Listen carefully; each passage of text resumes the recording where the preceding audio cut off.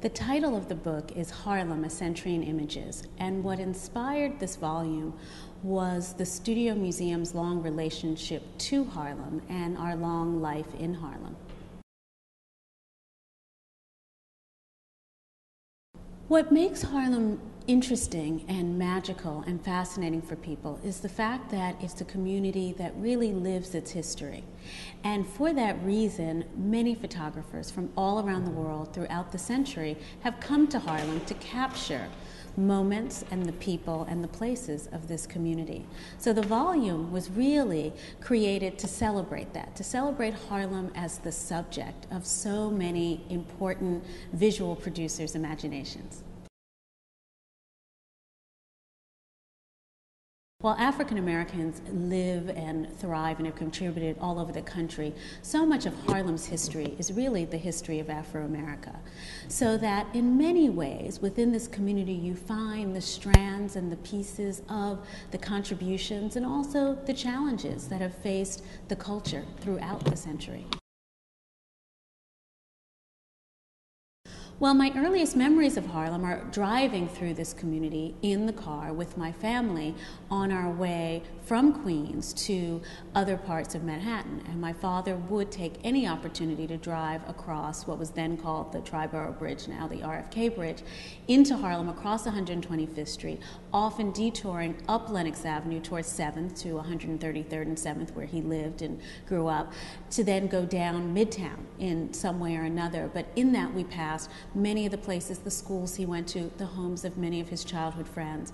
And I knew those friends, mostly men, my father, the guys he grew up with, who all really, their lives were lived on the streets and the blocks of this community. And so my memories are of not necessarily specific places, but of these places as they were informed by my father's memories of them.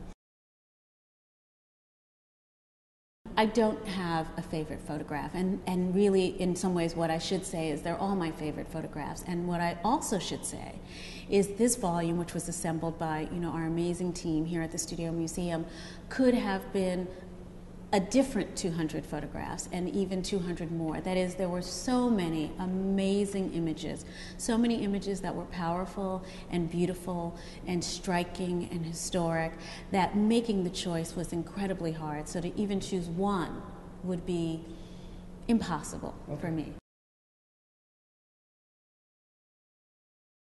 Well, the volume includes images of people, famous people, anonymous people, people living in this community, people defined by the community. It includes photographs of many places, right? The iconic spaces that make up this neighborhood. And it also includes photographs which really document the sort of ceremony of life in this community, everyday life, the interior life, the intimate life of people in their homes, in their churches, in their places of work, in their businesses, and the very vibrant life on the street. The cover shot is a photograph by Leonard Freed, taken in 1963. It was an interesting photograph for this volume, like many, because it sort of operates on two different, perhaps even three levels. The first is it's a document of life in this community in 1963. It's a snapshot of a moment, and many of the details sort of speak to that moment.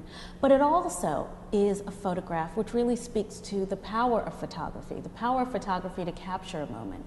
So aesthetically, this photograph speaks to the beauty of the composition that Leonard Freed caught. These children with their hands clasped together crossing the street, the sort of fabrics sort of waving in the wind, the dynamism of the architecture, of the building that, they're standing in front of, really shows the way in which photographers throughout history have always used this medium, this complicated medium, which really stops time, stops the moment, and really in that moment can capture something that reads and speaks to give you the feeling and evokes the feeling of what the people in this photograph might have been feeling themselves.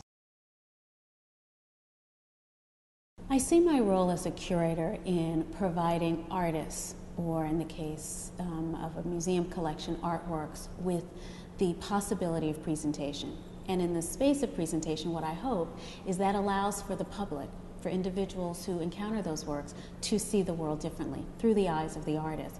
So really it's artists who I think teach us to see differently, to think differently, to ask questions, to probe, to understand ourselves. And as a curator, what I'm doing is providing artists with that opportunity to engage deeply and profoundly with the public.